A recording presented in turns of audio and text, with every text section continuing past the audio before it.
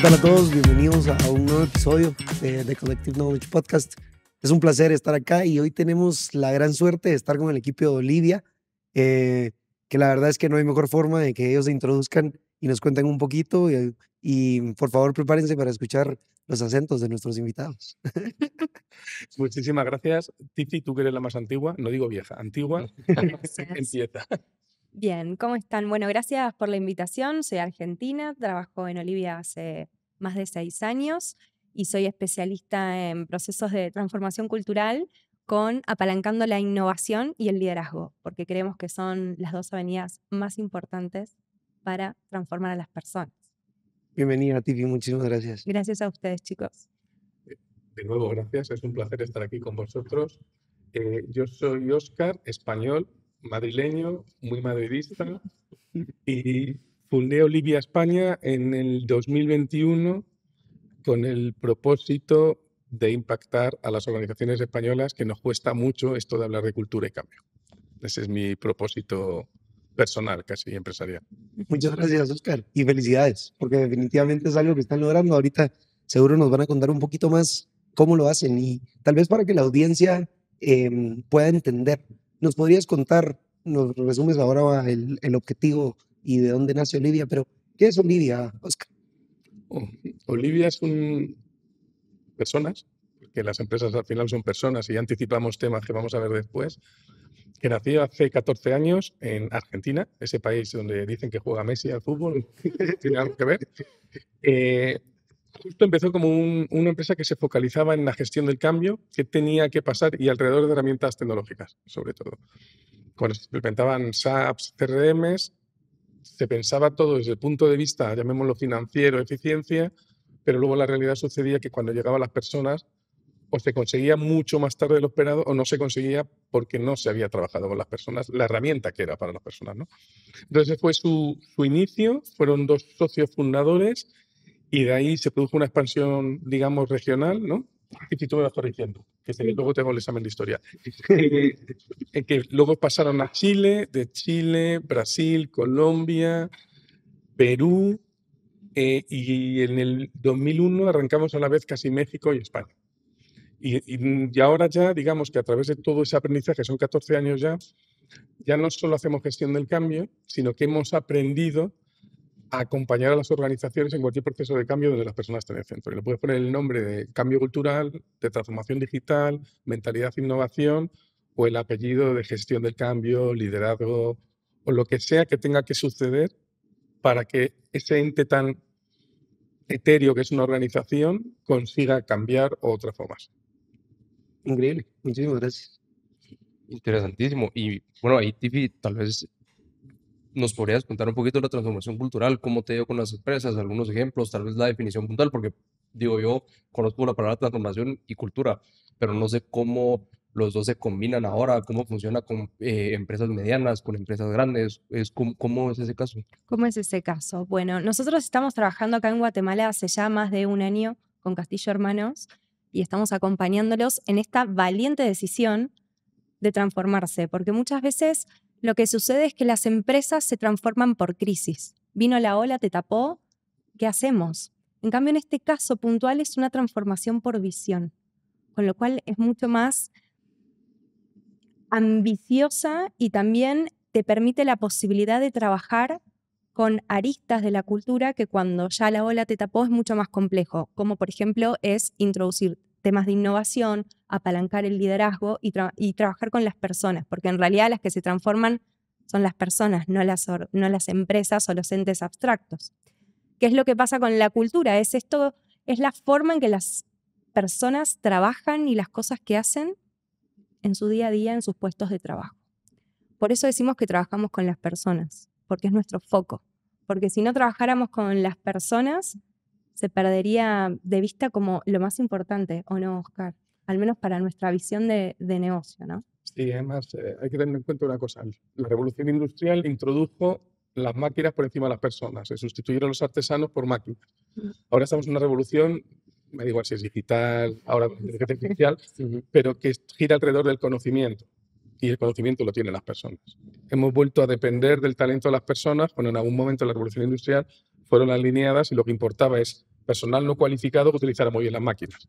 Ahora necesitamos personal cualificado. Si tú no eres capaz de gestionar esas personas en un mundo tan demandante, te vas a quedar atrás. Entonces ahora hay una necesidad mucho mayor que antiguamente a que las culturas organizativas están alineadas con el contexto actual. Y decía Tiffy una cosa, es verdad que hay dos motivaciones al cambio, principalmente en la cultura, por visión o por crisis. La realidad es que la mayoría de empresas cambian por crisis y es la más fácil, porque no te queda otra. O sea, si me están, digamos, estoy perdiendo toda mi cuota de mercado, empiezo a caer, sé que o cambio o desaparezco. Claro. Entonces, toda la empresa tiene el sentimiento de urgencia, esto es importante muchas veces para cambiar, y todo el mundo entiende que si no deja de hacer las cosas como las estaba haciendo, que ya no le funciona, puede desaparecer. Cuando hablamos de Castillo Hermanos, es mucho más complejo, porque es tener un líder valiente que tenga una visión de cómo va a ser el futuro y empezar a preparar a su organización para ese futuro que todavía no se ha dado y él no tiene necesidad que se dé. Entonces tiene grandes ventajas, pero también la gente pierde la sensación de urgencia. ¿Por qué voy a cambiar si hasta ahora todo va bien? Digamos que cuando hablamos con empresas siempre intentamos entender cuál es su motivación al cambio. Y todas son buenas si sabemos entenderlo y, sobre todo, lo más importante, los líderes de las empresas saben por qué están cambiando. Muchas veces no saben ellos ni por qué cambian. En ese sentido, es re importante incluirlos, ¿no? En este cambio, en esta nueva visión, en esta nueva estrategia, en este nuevo hacer y sentir que empieza a tener la organización. Y te digo que es una de las principales claves de éxito. Si vos tenés incluido a los líderes y te van traccionando y aportan y son constructores activos de esa nueva cultura y de ese nuevo liderazgo, tenés el 80% de la transformación ganada. Y me encanta porque hablan de varios conceptos que seguro vamos a profundizar, pero me gustaría empezar por lo que mencionabas, Oscar, complementando con lo que decías, Tiffy, que es, estamos en esta época en la que como empresa, como individual, como joven, soñador, que probablemente son los que nos están escuchando, puedes pensar en este conocimiento, pero el conocimiento agrega más valor cuando es colectivo, agrega más valor cuando incluye al líder, agrega más valor cuando tomo esa decisión de no quiero cambiar, pero por una crisis, quiero cambiar porque me veo como alguien mejor, me veo como un mejor líder, como un mejor integrante de un equipo, como una mejor persona. Y tal vez dentro de esa rama de pensamiento me gustaría entrar a qué retos han encontrado al momento de esa obstrucción, porque definitivamente la vez pasada repasábamos los números al momento de querer hacer un cambio en una cultura organizacional o general, hay gente que se opone porque no es fácil. Entonces, fuera de eso, ¿qué nos pueden contar y qué nos pueden compartir? Si yo te quería dar, complementando esto, hay una definición que a mí es la que más me gusta de cultura, por cerrar, que es la cultura es aquello que sucede cuando los jefes no están. Es decir, cómo se comporta la gente sin estar vigilada, su día a día, su ADN, ¿vale? Y conecto con tu pregunta. Para mí, una de las grandes sorpresas, digamos, trabajando esto, que normalmente, como dice Tiffy, el factor diferencial o uno de ellos es el liderazgo. Pero es curioso que en muchas empresas el liderazgo es el que mayor resistencia ofrece al cambio cultural. Entonces, como primer consejo te diría, o aprendizaje, es trabajar que todos los líderes, cuando digo líderes me refiero al C-suite, o sea, al comité de dirección, CEO o vicepresidente y equipo directo, entiendan y compartan e incluso vean las desventajas de cambiar, pero estén todos en la misma página. Lo peor que puede pasar es que empieces a hacer un cambio, el CEO, que es normalmente el que lidera los cambios, y no tener todo el apoyo. Cuando digo apoyo no es decir sí, sino estar con las mismas expectativas, compartir los mismos miedos, porque esto va de emociones también, y las mismas oportunidades a nivel de equipo. Como intente, se producen movimientos como espasmódicos. El de IT sí quiere cambiar, pero el de financiero no ve el cambio. Y claro, luego, cómo tú a la gente mantienes una coherencia que el propio comité no tiene. Entonces, coherencia es otra palabra clave también. Okay. Y en ese sentido, además de coherencia y de tener a los líderes fabricando este cambio, por así decirlo, es que haya un propósito, que haya un para qué, porque cambiar porque sí no es suficiente. Tiene que haber una construcción de un propósito colectivo, como vos decías, para que esto tenga éxito y funcione. Y además, algo sumamente interesante es que los líderes empiezan a transformarse en canales de comunicación, en modelo, en ejemplo, y empiezan a ser modeladores de cultura, que es un poco lo que buscamos con las intervenciones cuando las hacemos. Por eso es tan importante contar con el apoyo de ellos. Sí, si me permites para traducirlo, porque puede sonar muy técnico. No, tú no, yo. Aparte yo tengo un background de IT, por lo cual más técnico todavía. No, pero muchas veces hablamos de empresas como si fuera algo diferente. Como digo, son personas. Si tú coges cualquier persona, si quiere ir al gimnasio o jugar al pádel que hablábamos, tiene que estar motivado. No va a suceder porque digas solo la palabra quiero. Tienes que empezar a demostrar cosas que suceden. Y hay veces que depende de ti, pero otras veces depende de tu ecosistema, que es lo que hablamos de comité de dirección. Si yo quiero jugar al pádel o quiero ir al gimnasio y estoy solo, vale. Si tengo una mujer y unos hijos, no puedo decir que yo tengo esa intención sin contrastar y estar alineado con mi mujer y mis hijos, porque a lo mejor los días que yo quiero, los niños no se pueden quedar solos.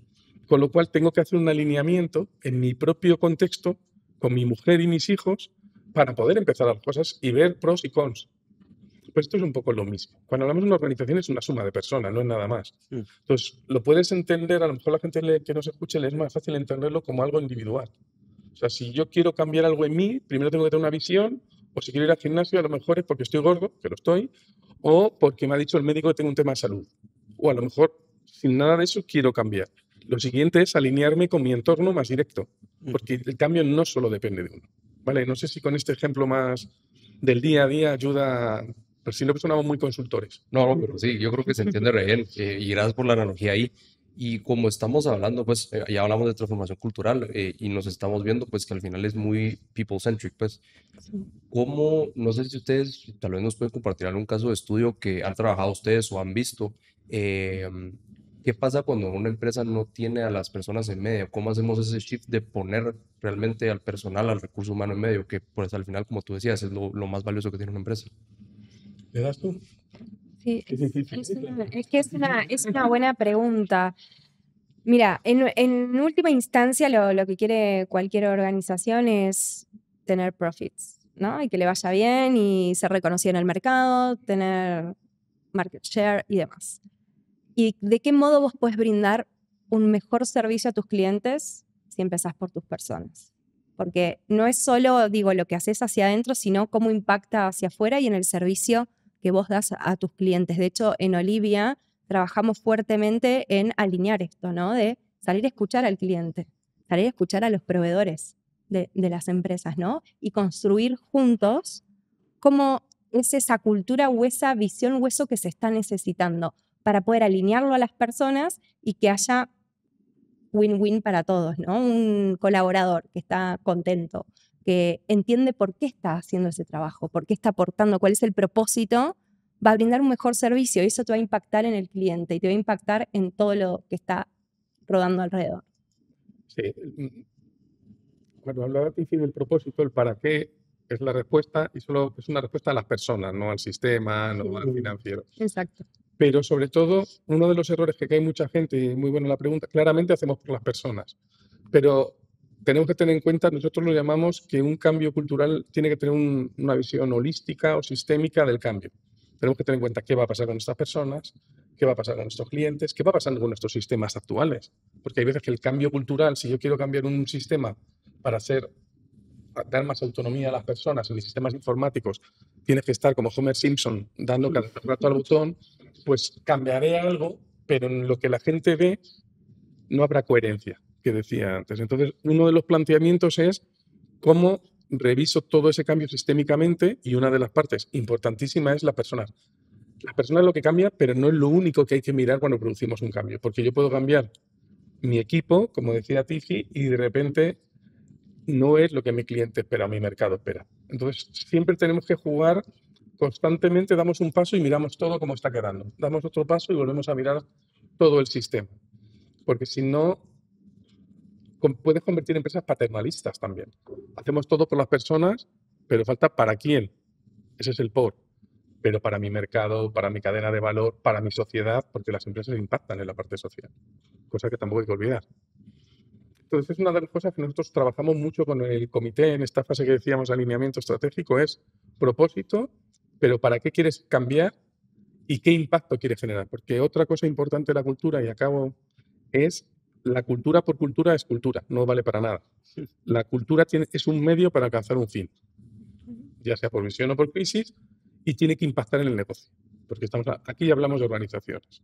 Entonces, una de las cosas que tienen que tener claro es qué imperativos del negocio, si lo llamamos nosotros, qué drivers del negocio, si hacemos estos cambios culturales, tienen que impactar a través de las personas. Pero si yo cambio las personas sin tener claro el impacto en el negocio, he perdido un poco el norte. Claro. Me parece muy interesante y me encanta porque escuchándolos, yo acabo de terminar un libro que se llama Good to Great y habla un poco de estos temas, liderazgo, nivel 5, o el cambio cultural, las personas, como having the right people on the bus. Y creo que vamos por ahí. Entonces, me gustaría, digamos, sobre la misma línea, pensemos que no estamos hablando de una corporación grande. Pensemos que nos estamos dirigiendo a ese joven emprendedor que está en el mundo tech y hoy quiere construir ese equipo.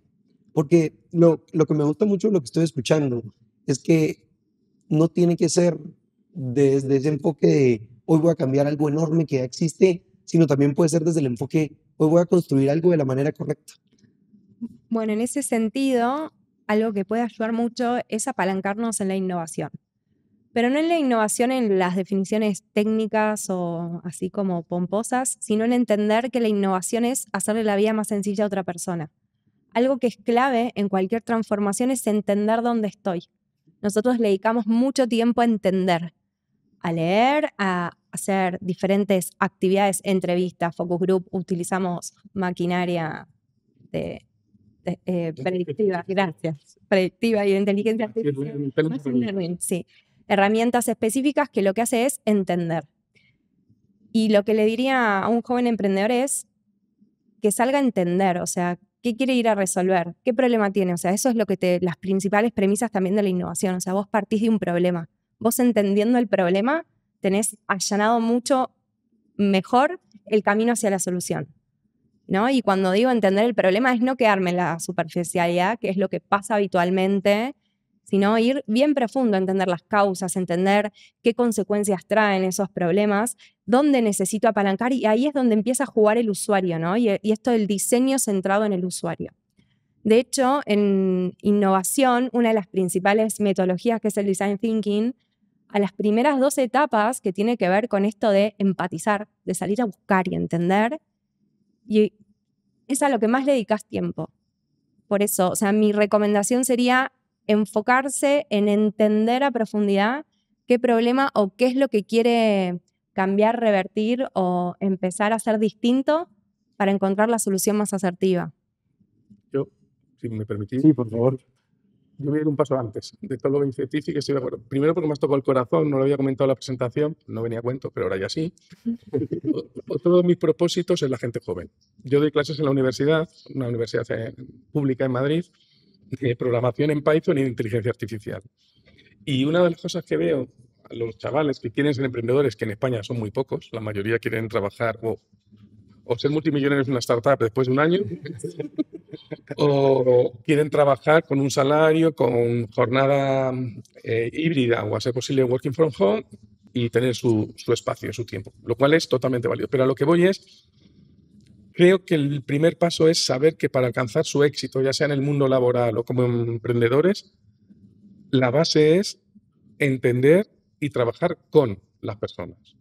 Si son capaces de entender que aunque seas el mejor técnico del universo, con la mayor visión, no vas a ser capaz de alcanzar un éxito si no generas un entorno de trabajo que todo el equipo, más o menos, entienda para qué estás haciendo eso tú y reme en la misma dirección, se van a frustrar. Yo veo un montón de gente joven que el fracaso en su empresa es cuando empieza a crecer y ya no depende solo de él. Porque si tú eres contigo mismo, ahora utilizando inteligencia artificial, programas mucho más rápido, pues puedes alcanzar algunas metas, pero de repente te das cuenta, ¿no? Como dice el refrán, que si quieres ir rápido, viaja solo, si quieres llegar lejos, viaja acompañado. Cuando tienen que ir un poquito más lejos y necesitan personas, no saben gestionar emociones, no saben transmitir, no saben comunicar. Y empiezan a decir, no lo entiendo, si mi modelo de negocio es bueno, todo el mundo me dice que este proyecto tiene sentido y no consigo avanzar.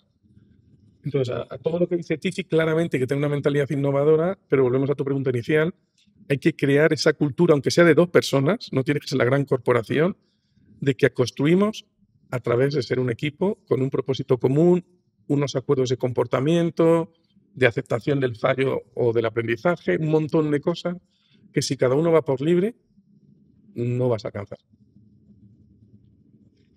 Eso me recuerda, o sea, al final, digo, ahorita estamos hablando de empresas, pero como sociedad, o sea, que al final todos nos beneficiamos del uno del otro, pues, o sea, la civilización no estaría donde está ahorita si no estuviera este modelo que estás comentando.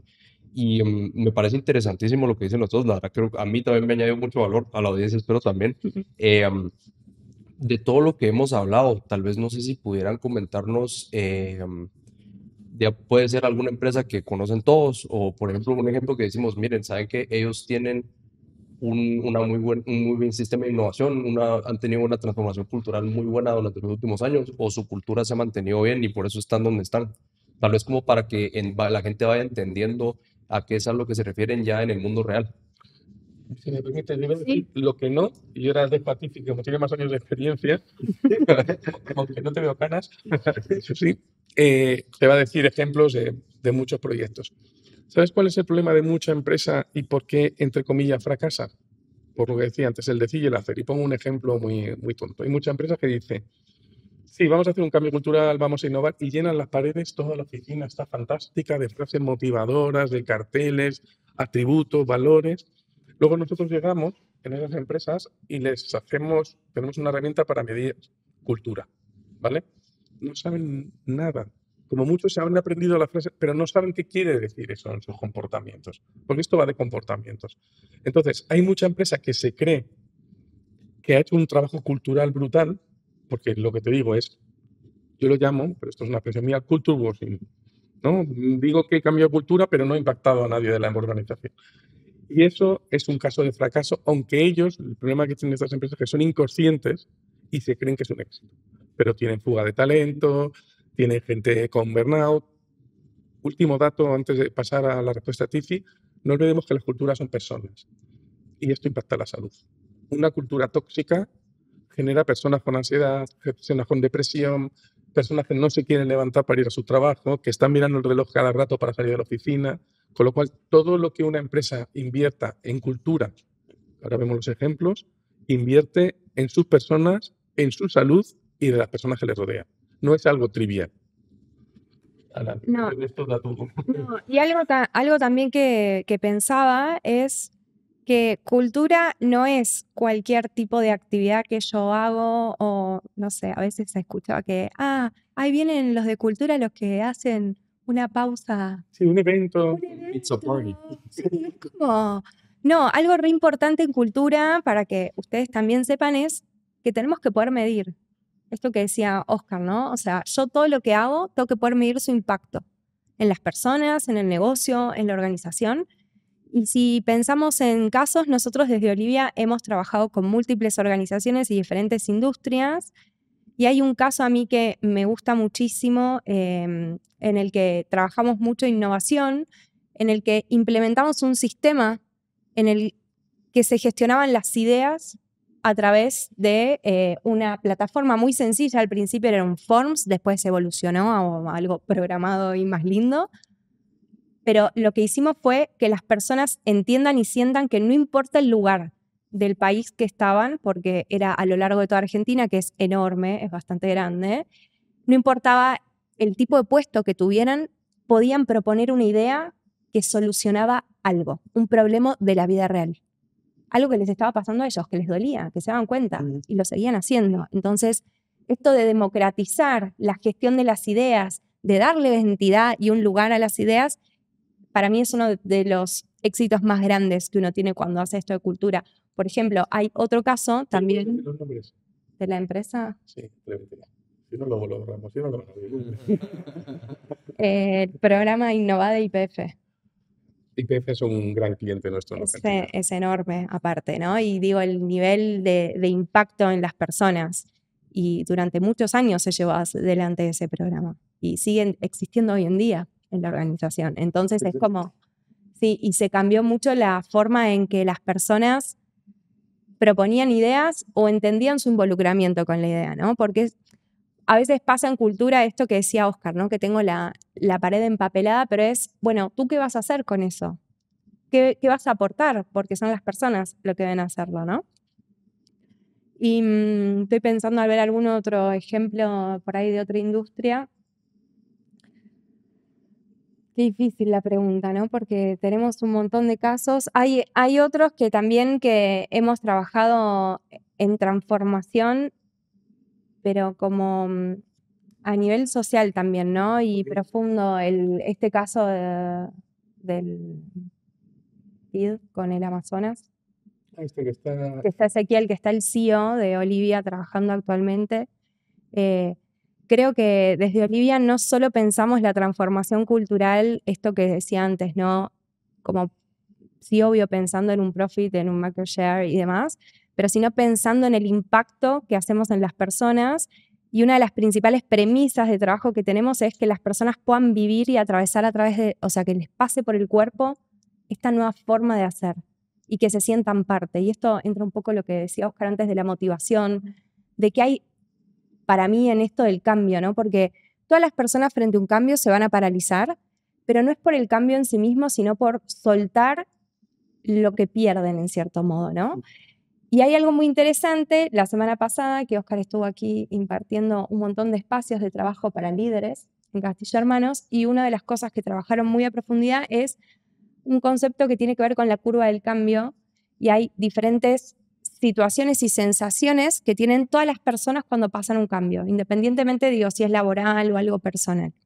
Entonces, ¿qué es lo importante? Es aprender a gestionar las transiciones entre cada estadio, porque las vas a pasar. No es que, bueno, no puedo estar hay uno de los estadios que es negación, ¿viste? Cuando te vienen con algo, no. Bueno, no vas a poder no pasarlo, porque va a pasar. Lo que tratamos de nosotros de profundizar es cómo hacemos que esa curva sea cada vez más corta. El tiempo sea el menor posible. El menor posible. Me encanta. Miren, se ha pasado volando el tiempo y creo que hay muchos puntos de mucho valor. Pero para tal vez ir cerrando, me gustaría que lo enfocáramos a tal vez un punto de vista un poco más personal. ¿Cómo? Nos encanta preguntarle a nuestros invitados, con todo lo que saben hoy, con todo lo que han vivido dentro y fuera de Olivia, enfocados en el tema de hoy, que estamos discutiendo la importancia de el trabajo en equipo, un buen líder, la cultura. ¿Qué le dirían a su versión de 20, 25 años que hoy le pudiera ser de mucho valor para cualquier decisión que ahora pueda tomar en estos ámbitos dentro de su vida? Involúcrate. Involúcrate y empuja las cosas, porque creo que lo mejor que uno puede hacer es empezar a ser puente. Quizás yo no tengo el conocimiento técnico, pero soy puente para que otras dos personas hablen y ese conocimiento empiece a circular, ¿no? Empezar a hacer una red conectiva. A mí me gusta pensarlo como si fuera la sinapsis de las neuronas, que si hay una neurona sola no sirve de nada, necesita poder conectar con otra para que algo cambie, para que el neurotransmisor pase de un lado a otro y algo pase. Para que haya acción hay que involucrarse, y para que la acción sea sostenible en el tiempo tiene que ser una red lo que te sostenga esa acción. Yo creo que es... Me han matado porque yo no tengo nada. Pero si te he entendido bien la pregunta es a mi yo de 25 años, ¿no? O sea, hace muchos años. No, justo iba a decir en la línea ser más persona y menos ingeniero. Creo que muchas veces nos educan culturalmente, de hecho en este taller salió en diferentes grupos de líderes, no tan mayores, cuando hablas de qué es ser emocional, la gente es como algo malo, una organización que deja sentir emociones, es como no. Pero al final si gestionamos personas, que son las personas, un saco de emociones, ¿no? Entonces, si tú te empiezas a negar a ti mismo lo que es la clave para gestionar, ser un buen líder, sentir si alguien está triste y entender y qué puedes hacer en ese momento de tristeza, pues no le pidas a lo mejor, o no es el momento para decir esto lo has hecho mal. porque no ganan nada en ese momento. Entonces, para mí, si yo me volviera a viajar en el tiempo, diría ser más persona y no preocuparme tanto por el conocimiento técnico. Creo que me hubiera venido muy bien. Buenísimo. Me encantan los dos consejos. Creo que es definitivamente los mejores consejos que hemos escuchado en casi los 20 episodios que llevamos del proyecto. Así que una vez más, agradecerles, disculparme con la audiencia por la voz, pero con el partido de la selección de Guatemala y el juego de Alcaraz, la verdad es que grité muchísimo. Te autoriza. Y que anoche fue sábado, no cuenta, ¿no? Sí, no tiene nada que ver. Pero un gran gusto tenerlos acá y muchísimas gracias por tomarse el tiempo. Gracias a ustedes. Un placer. Quería agradeceros, de verdad, me lo he pasado genial. El tiempo se me ha pasado volado. Venía como lo típico, bueno, a ver, pero ha fluido tanto. Sois unos cracks. Muchísimas gracias. A ustedes. Gracias. Gracias.